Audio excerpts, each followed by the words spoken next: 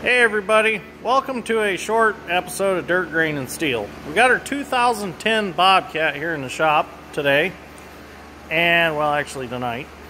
But anyways, we are doing a valve cover seal on it right now. Alex is working on this, and I have been working on replacing the heater blower motor, well, heater AC blower motor. So anyways, I'm going to give you a couple helpful tricks on how to do this to make life a little easier for you. And, well, give you a general idea how to pull the blower motor out of it if you've never done one before.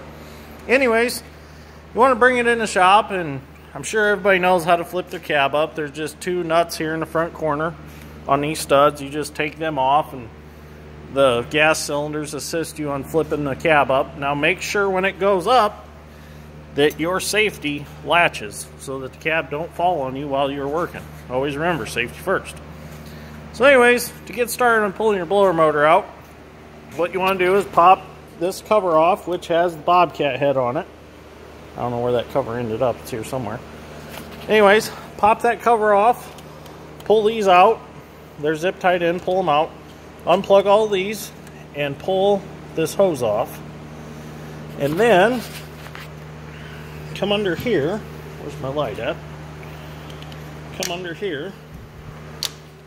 And you will want to, let me crawl under here. If you got one of these Bonester creepers, it's beautiful. Lay it across there, and then you can lay on it, and you can slide in and out very easily. It really helps. Or you can use some plywood or whatever you got laying around.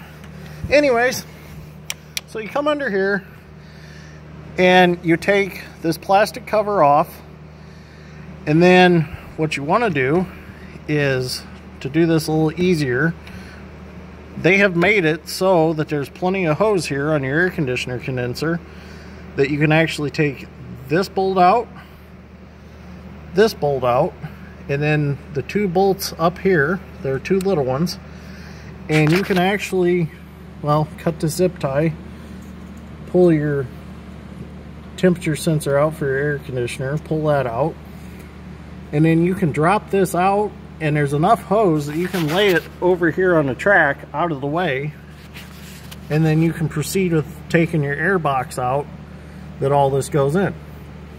To get your air box out, there's a nut there, and there's a nut over here on the other side in about the same position, and then up here you pull this insulation back if your machine has it. There's the bolt right there, and then there's another one over here. So those are carriage bolts. So the reason these are new on mine was that nut and bolt was all rusty and I could only back it out so far. Once you get them loose, you can actually slide that air box around, and there's actually a round hole that the carriage bolt head will fall out of. And then you can take this whole air box out and proceed with changing the blower motor outside of the machine easier than doing it up under here, which it's almost impossible to do under here because you have to take these fans apart, and the blower motor is actually just the motor with two shafts sticking out of it. So you have to change your own fans and everything on your motor. So, and then when you go back together, you can actually poke your bolts up in the holes and then get your air box slid back up under there and get the nuts started and tighten them up. And then put this back in, put these two bolts back in, and then put these two bolts back in. And actually, before you do all that, you should get your hoses all put back on your climate control for your heater. These are actually, the hoses are long enough that you can actually do it down here where you can actually get your hands on them and get it done.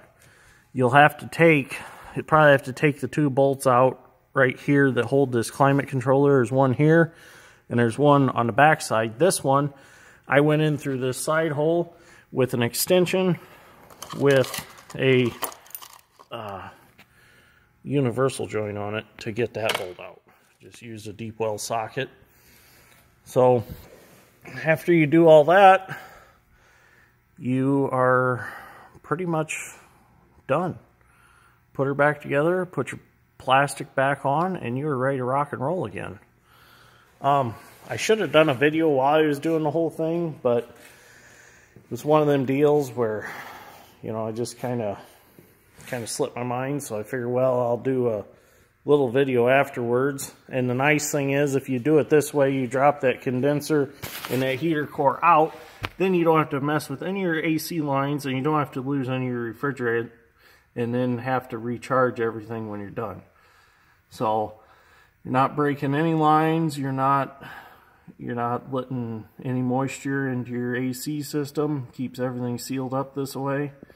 And all you gotta do to get these lines down is take that 9/16 bolt out. I believe it, yeah, it was 9/16. Take that out, and that lets these have plenty of slack. And then you just throw it over there on the track.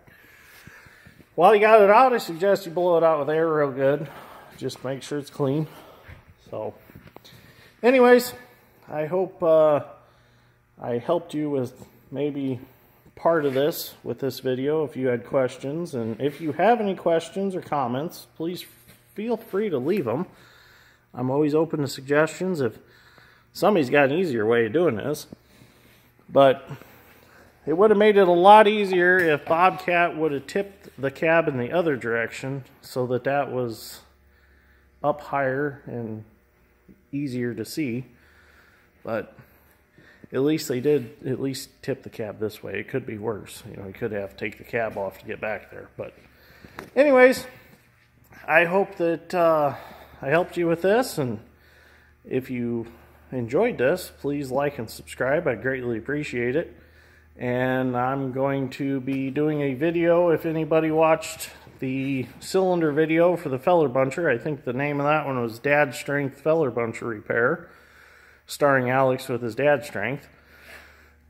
We are actually in the process of getting another cylinder for that. I'm going to have to fabricate my ends on it to make it work, because we're having a hard time coming up with the proper cylinder that goes on it. But I did find one that would replace it. I've just got to cut the eyes off my old one and weld to this new one, and then we'll be good to go again. So anyway, stay tuned for that video. That should be coming up here in probably next week or so. So anyways, thanks for watching this episode of Dirt, Grain, and Steel. I know it was a short one, but I'm sure everybody enjoyed it. So I've been getting a lot of positive feedbacks from my videos, and I enjoy making them. So I'll be making more of these. I'm excited for spring planting to come up so we can make some farm videos, and I'm going to make some more fabricating videos. So anyways, I'll catch you on the next one. Thanks for watching.